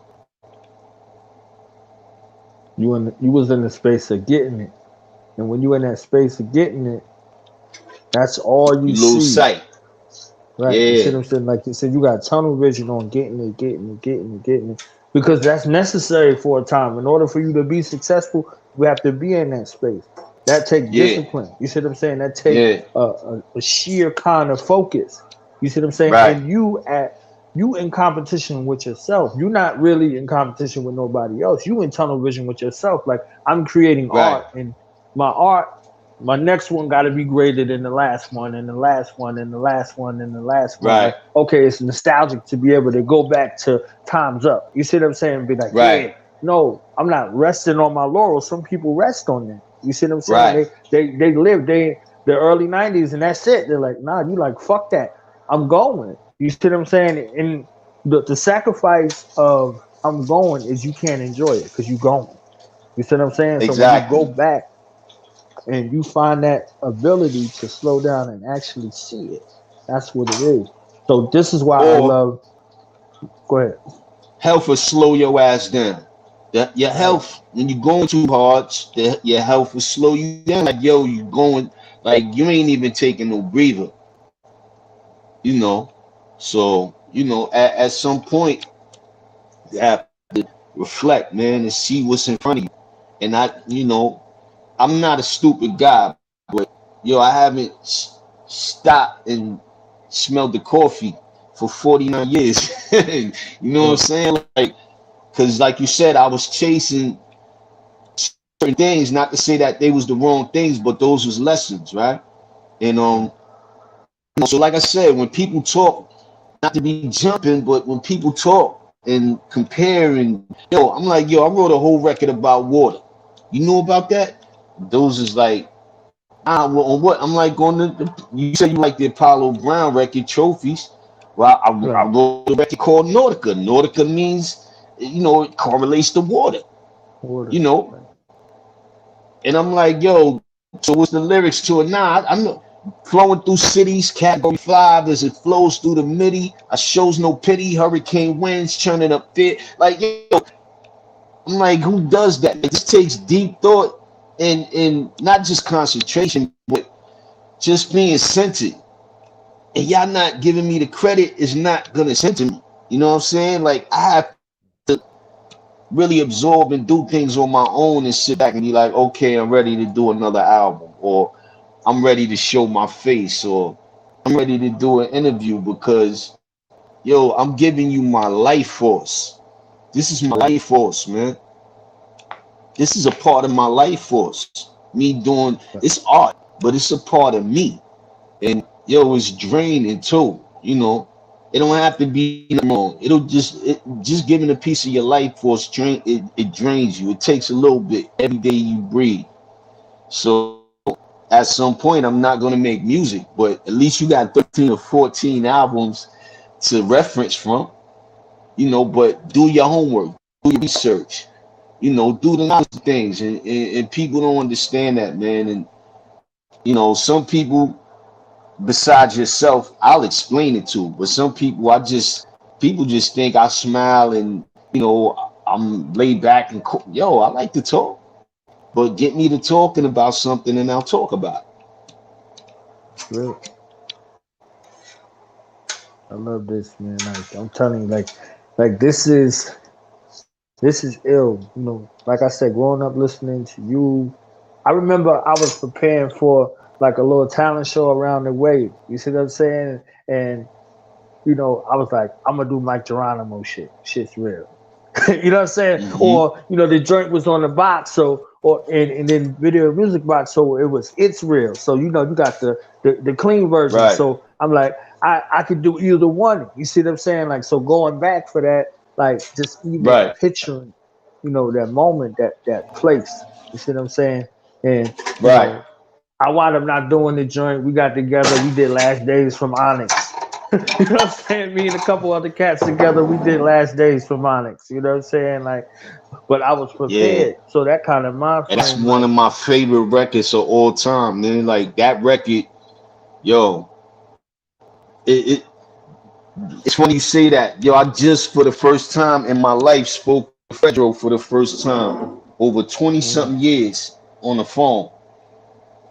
Like last month. And we was like, yo, how many times we done seen each other in passing? And they was like too many, man. And we bust out laughing. Cause like, yo, you know, we was young. Y'all stood in that corner in the Palladium. Y'all had y'all crew. We stood in this corner in the Palladium. I had my crew. I would see Tretch and his crew. You know, I knew Tretch for some reason though. So me and Tretch was always, you know, cool. We was always tight. But yo, Sticky and Fred, I never seen them dudes and had conversations with them. And I'm like, yo, why we never had a conversation? And basically he was like, cause we was young and assholes. Like, cause there was no reason for us not to speak to each other. You know what I'm saying? Wow. I love their music, but we just never spoke to each other. And it's like, damn, the shit you find out, you know, when you actually open your mouth and talk to somebody. And I'm like, yo, I'm a super fan. And he like, what? Yo, you a different type of MC and the complexity of your lip. And I'm like, yo, Fred, this is Onyx. Yeah. Like, that's. But I'm like, yo, y'all spitters too, man. He like, nah. I'm like, yeah, we all from that same, but y'all went somewhere else. They was special. I know them. I've seen them. Well, they used to cut hair in Queens at Gert's Mall. Him and Sticky, they used to cut March hair. That was March barber. Like they would. So for me and Fred to have that conversation, it felt so good, man. I'm like, yo, I'm happy y'all still around, man. I had to tell him, like, whether he felt it was some soft shit, but that's not how he felt, man. He was like, yo, I'm happy you still around as well, man. I mean that on some grown man shit, not no music shit. And I was like, yo, I'm proud of y'all. He's like, yo, I'm proud of you too. And I was like, man, like, you know, I could have had a conversation with this guy 10 years ago and found out, you know, that's what it was. Same thing with somebody like Gambino. Like, I never spoke to these guys when I was seeing them passing. So to have a conversation with Twins, you know, recently in the past couple of years, it was like, damn, like, he said he liked my music, and I'm like, oh shit, for real? He's like, come on, old, stop playing, like. And I'm like, yo, I love y'all. Like, I love that whole infinite, but you never know nothing until you talk to dudes. Right. And I'm starting to open it up, man. I'm starting to learn. You know, even if a guy don't accept it, man, just, you know, take the chance to speak to somebody, say what's up, especially if I love your music. You know what I'm saying? Like, just say what's up, man, because any day could be your last. You know what I'm saying? Like, and you know, we're a community. Right. We're a community, man. You doing it, yo, we can't do today or in 20 years ago. We can't do certain things without people interviewing us, people not only interviewing us, but being in the music industry. We all part of the same industry. We just doing different parts. We just moving parts in the same game. But I have to respect what you do, man. Like, you giving me shine, and I appreciate it, and I humbly accept it. We can't do one hand wash the other wash the face. Right. Best I can put it. I can't do what I do without you. That's love. I remember the inserts, like, I'm a person that loved the story behind the story, and that was the mission and the goal, to hear the story behind the story, to allow those aspects to get told. We might hear records, we don't know what happened. You could have lost everything, whatever. Like, all we hear is the records, the lyrics, the beats, the hooks, whatever. We might go crazy about it, but we don't even know how that was built. So I'm the cat that will watch the DVDs and look at the behind the scenes footage. I want to know where the director was at. I want to know what the actors were saying and how they prepared for this particular role. I want to know that they used 10,000 extras for that football scene in, in the Batman movie that had Bane in the joint. You see what I'm saying? Like, you had 10,000 people in mind for the stadium and the extra.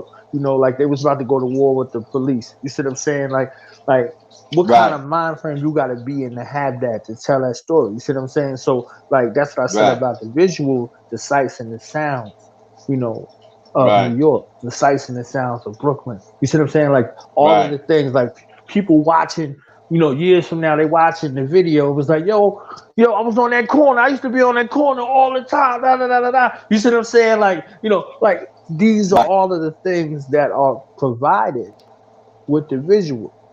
You see what I'm saying? Right. Certain things to, have your mind oriented around. You could remember where you was. You know what I'm saying? When you heard Illinois Scratch where the homies creeping through the hood. You understand what I'm saying? Like, you can go back to that joint. You see what I'm saying? Like, that music tells visions and of nostalgia.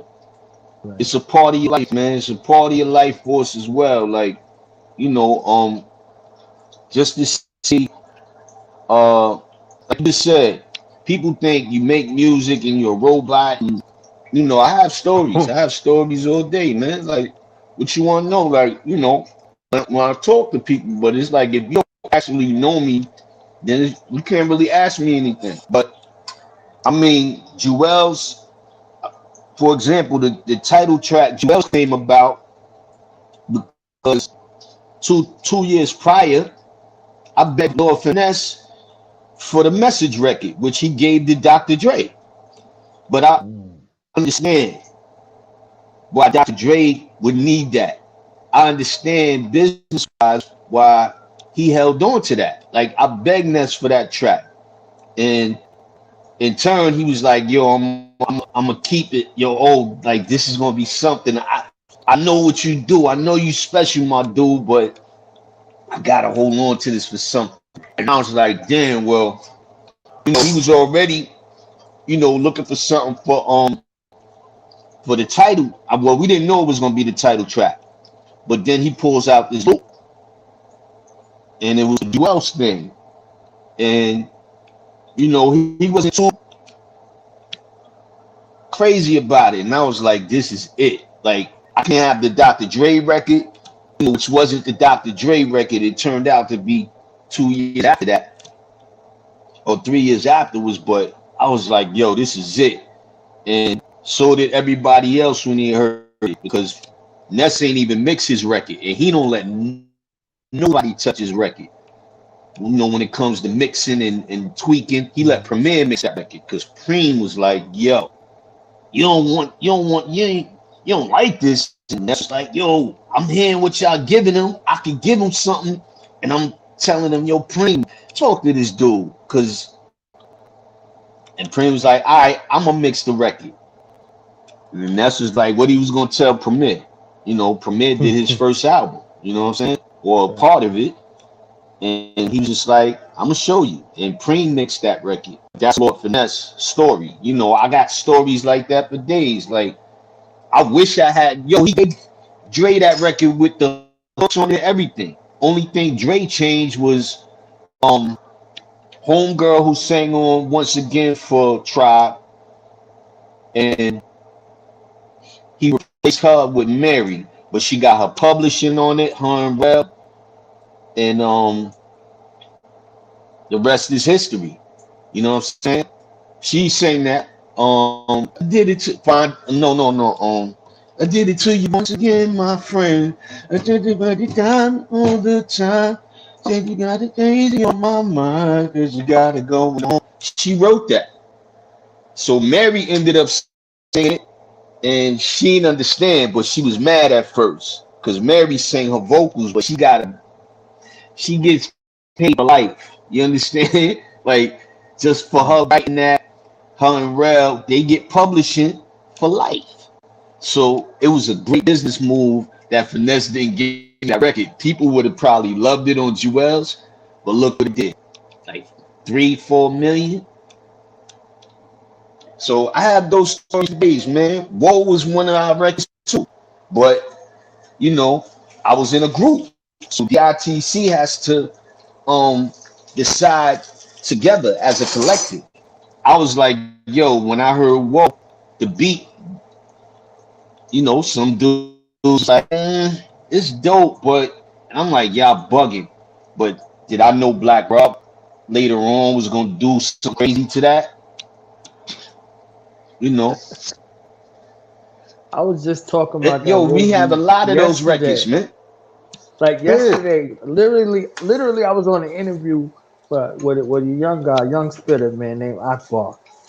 He's Karen White's artist, signed to a Supernova. I said, yo, This is one of the beats. Whether you was an MC or not, you heard this instantly. You might have forgot that you wasn't an MC, but you started rapping. You understand what I'm saying? And it's like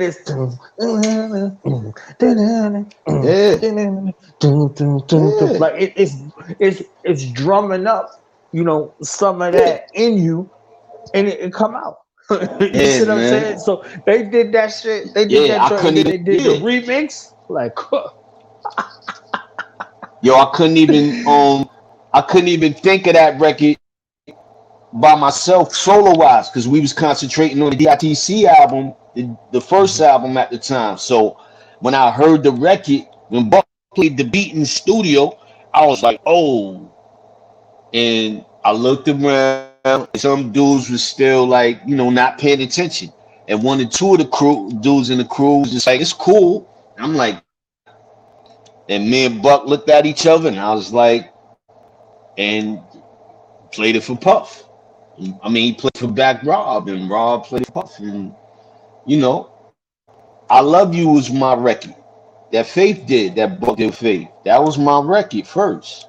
I got a song to it called Master Your High. It's on the internet. But when I did the record, when I did the demo, I was like, damn, like, it didn't hit me. So, I basically told Buck, because that's how we did. Like, yo, y'all don't know what to do with that joint. So he told me, yo, Faith heard that joint. Is it cool? And I was like, hell yeah. Faith is like, she's a genius. So I want to hear what she's gonna do. And they got a platinum record out of that. You know what I'm saying? Like, I'm like, yo, I couldn't have did what she did to that record, so I ain't even mad. Like, she took that record to heart on everybody. Like, nobody can not listen to that record and then they would cry or look at their girlfriend or their wife or their husband and like, you know, feel some kind of way. That's what music is supposed to do. And I couldn't have dealt with Faith to that record. She deserved that record. It was destined for her to use that record, not me. You know what I'm saying? But you can still go online and just put in Master Yaha and my joint to pop up, but not like her record. You know, some win, some lose, some hit, some miss, and some ain't for everybody. And you know, Time's Up was March record. You know, that wasn't my record first. That was his record. What? He just threw it to the side because mad people was throwing him tracks, and you know they was nut hugging him real hard, so he would get tracks all the time.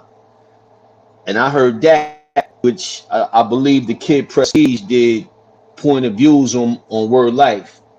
He played that sample for months. He just had it looped up, and I heard it, and he tossed it. He tossed this CD to the side, and I was like, "Yep, I'm gonna go listen to this."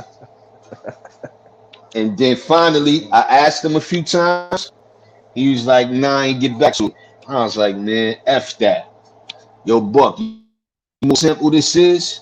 And he was like, "Yeah, you know." And it could have turned like, it wasn't like that though. March ain't no malicious dude, but he could have been like, "Yo, you know that was my beat," but he was like, "Yo, you bodied that. I didn't even know what to do to that."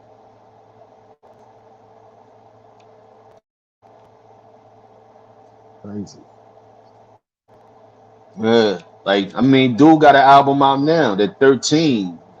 I'm telling people, yo, this dude done transcended, man. Like I'm trying to get to where he's at right now. Like this dude done transcended space and time with that album, man. Like I put him up against Eminem, Jay, them on any given day, Black Thought, Royce, whoever.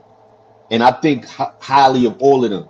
But since people always say, you know, the same names from, well, with the exception of Royce and Black Thought, people really just started paying attention. I've been telling people like them dudes been, you know, insane from the inception. But Pharaoh is something different. And this new album and him as a person, his spirit is spooky in a good way for me though. Cause I'm like, dude is like, he transcended his body with that album.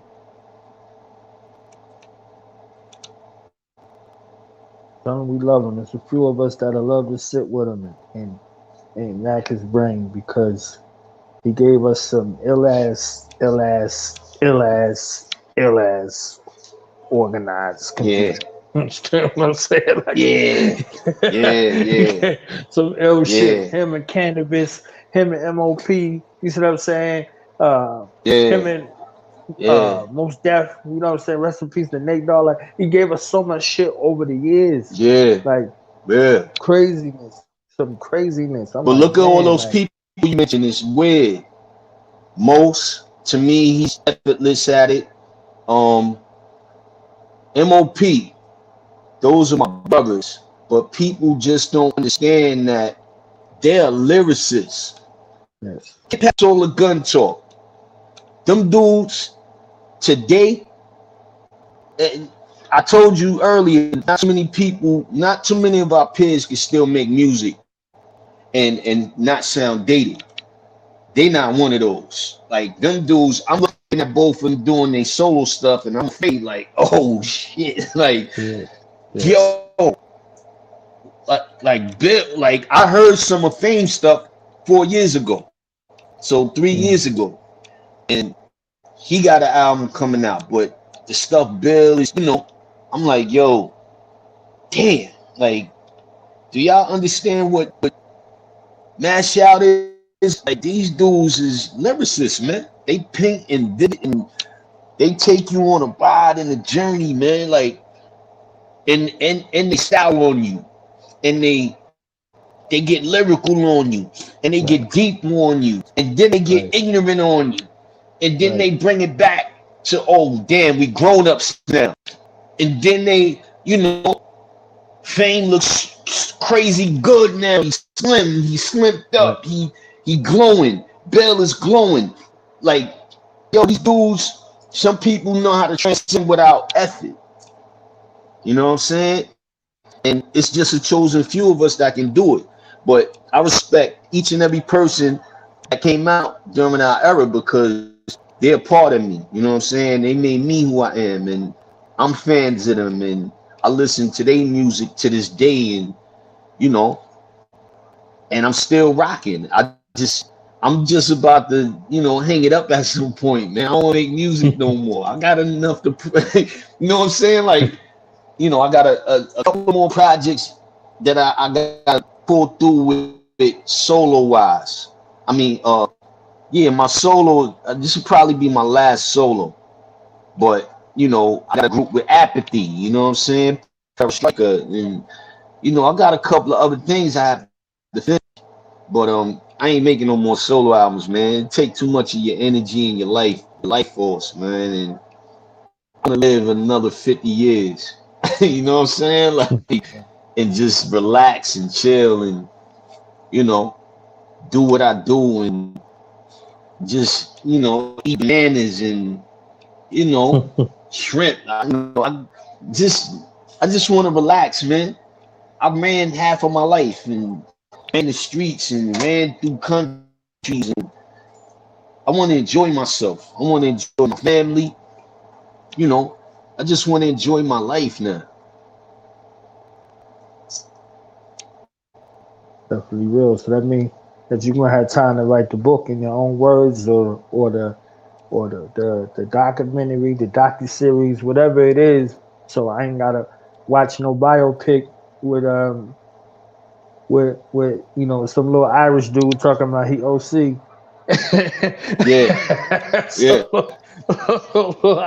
Little Irish dude talking about he OC, and don't nobody argue with it because they don't know. You see what I'm saying? Like, they definitely trying to erase us, but they trying to erase us out of history. Like, and yo, it's I feel bad for Eminem sometimes, because I know he defends the culture, man, and I understand what certain people feel about him, but this is music at the end of the day. It has no, once it left the hood, it's not ours anymore. It wasn't ours no more. You know what I'm saying?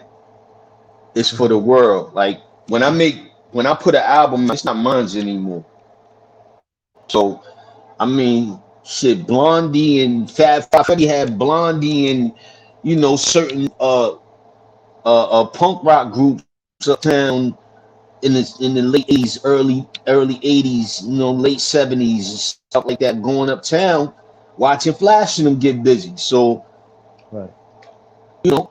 once it left the hood, we can't claim it in that sense no more. So people be like, Eminem's a vulture, this and that. Yeah, I hear what you're saying, but dude really get busy. Like, like, you serious? Y'all going against everything the God Rakim saying. He's saying, yo, I'm vouching for this white boy. Like, he's an animal. You know what I'm saying? When it comes in his pen. And I'm like, yeah, legitimately, him is he's but for my people, at the same time, it's a lot of us that get busy, used to get busy, still get busy. And, if it wasn't for us, people wouldn't know about this shit. You know what I'm saying? Like, but it left the neighborhood, man. There's nothing we can do about it. But try to control it. And come on, man. We in the music business. Us trying to control our own stuff in the music business. Think about that.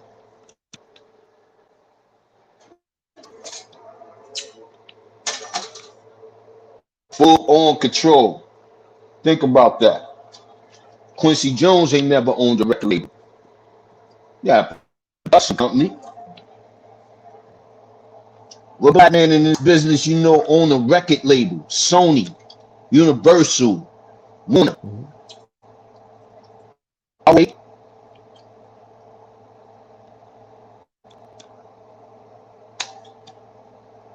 None. They keep us out of it, man. They use us, but they keep us out of it. At the same time, you know, make a dude a billionaire, make him 100 millionaire. You know, you give people money. I would say when you talk to young people, they either gotta respect you to a point that's unheard, or you gotta put a briefcase full of money in front of them and say, at the end of this conversation, I'm gonna give you some of this money, but you have to pay attention. And we shouldn't have to do that for people to pay attention, especially our own people. Yeah. Shit. But yo, on that note, man, my wife is waiting for me to get off this joint. Yeah. I done made some shrimp and some bananas. Nah. I enjoy. We ain't gonna this ain't be the last time. You know, we gonna rock. So I appreciate you even reaching out to me, man. And it's like I said, it's always humbling to know that, you know, my peers in the game, you are my peer. You know what I'm saying? Like, you hold me in high regards, and I hold you in the same way, because what we do is actually not easy, man. Like we open this everything, scrutiny, everything, anything that can be on the table, we open to it. Like, so people could not like your podcast, your show, you know, due to knowledge, but obviously that's not the case. You know what I'm saying? It's love. You know what I'm saying? So 2,100 episodes deep and counting. You know, going nowhere. Blessings, man. And you know what you're doing. So I did my research. I looked. I had time. I'm like, I'd rather do this than do other spots. And I turned down, you know, other stuff. So, you know, I'd rather do this. This, to me, this keeps me, you know, with my peoples. It's like I'm talking to my reflection. So, A it like, B it like, C it like, right? All day. Real love hard to come by nowadays. You know, you could get some artificial love. I seen some of our greats just on there with kids. You know what I'm saying? They on there with kids, and they trying to make it a good interview. Like, and the kids don't even know who in front of them. You see what I'm saying? So it's like, oh, so you rap? That's like asking Ali Vegas. So you ghostwrite? How the fuck you know what I mean? Like, how do you get that and don't know who you get? You see what I'm saying? So, but then it's like, who you know, what you know. Then you look at audiences and numbers and all that. All that shit lies. All of it lies. All of it can be manufactured. What can't be manufactured is that real love that come through. You see what I'm saying? Like, exactly.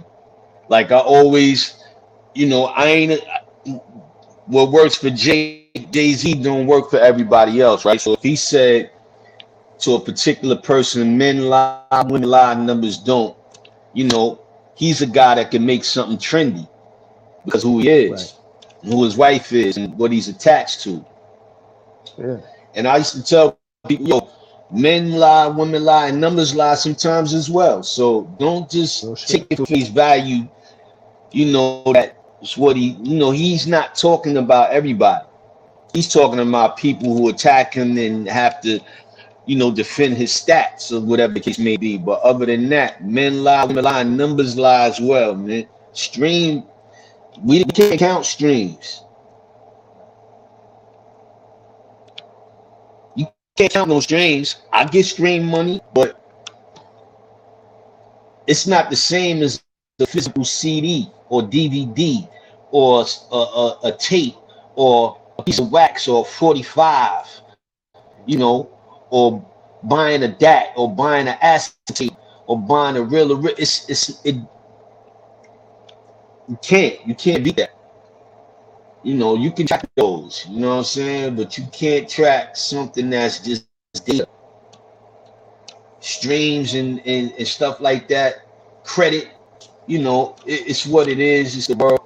But, you know, you have people that don't even have to physically touch us, and they can stop your bank account, they can stop your credit card, they can stop your kids from going to college, they can stop you from getting the driver's license. Yo, so yeah, Milan numbers lie sometimes as well. That's real. And once you had a conversation, it is what it is. You see what I'm saying? Like you Exactly. there, and you're like, oh shit. You know what I mean? Like, and I can't take it away. So whether me and K Slay have an interview, for instance, we don't have an interview in front of the world. I talk to him on the phone for like 2 hours. You see what I'm saying? Right. And I'm like, Slay, I love you. Like, you gave us somebody that the world wouldn't have took a chance on. You gave us Papoose. Right. You fucking gave us Papoose. Well, you understand? Like, so,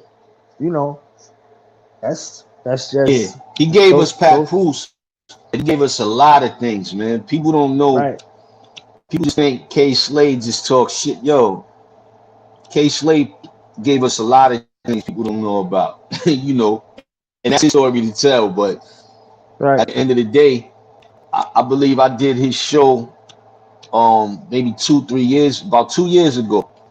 And make a long story short, he was just like, yo, I seen you going like Nas and Jay and them and AZ, and I was just like, he like, what happened? Like, and I'm like, ain't nothing happened. I'm still around. Like, I'm here. He was like, no, I mean, you know what I mean. Oh, you know what I mean. Like, who you pissed off, or who you was going against the grain with, and you was like, no, I'm not. I'm staying myself, true to myself. I was like, none of that.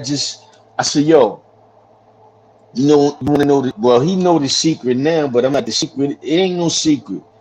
They pick who they choose to go and who they choose, to get and not to go, basically. Like, if you ain't part of their system, right? And especially if you can compete with their artists, they not feeling that. So if we not in the same, I mean, it's one system now. Universal. Atlantic, what? Atlantic still exists. Warner and Sony. 3 labels. Monopoly. It's only one system. So if you ain't down with, or you ain't part of, or you ain't bent over, or you ain't, they ain't gonna let you live, man. And that's just the nature of the business. It ain't start with me. It's a lot of other artists like that, but it ain't like we can still make a living. You just can't be a superstar at their expense. Like they like, nah, you're not over here, nah. He just as good as this one, nah. We can't let that happen. That's just how it goes.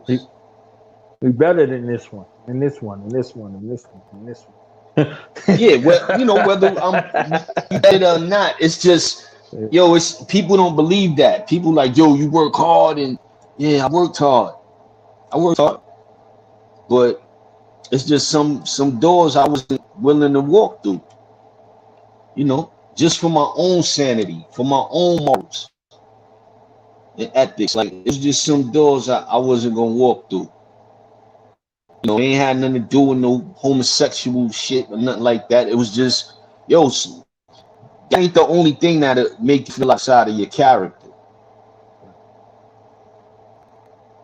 They'll do a lot of nasty things in this music and in this entertainment business. Let me stop there. It's an entertainment business. It's movies, music, and art. And it's just you walk down the same hallway, and on this side is Hollywood, and on this side is the record companies, and they all synonymous with each other.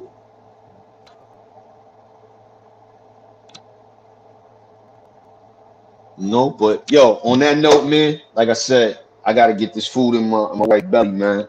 And I'm starving. Appreciate your time. You know, this is your home. You see what I'm saying? You're welcome here anytime. Likewise, man. Yo, let's do it again, man. I got some stuff coming through in a minute, so I'm glad you had a reason to conversate with me, but music-wise, I got some stuff coming through. It's in the pipeline. So that's where we gonna go next. And we gonna, whatever, talk 3 hours next time. You know what I'm saying? Like, let's build. Like, let's do it. You know, let's get these people back on the aesthetic of what this is about. You know what I'm saying? And that's just making powerful music and good music and something people enjoy. Appreciate you, God. Peace to you and the fam. Appreciate you too, man. Let the people know where they can find you real quick before you go. On Instagram, I'm at OC D.I.T.C. On Twitter, the real O Sizzle. Yo, man, just do a little more pay attention out there, people. Just not just for social media, just for if you really into music, if you really into people's lifestyle, and you know the both being synonymous with each other, music and you know just people's lives. Come on to the Knowledge Radio, see what's going on here, and you know others alike, man. You know what I'm saying? And there it is. There it is. We out, y'all. Peace. Peace.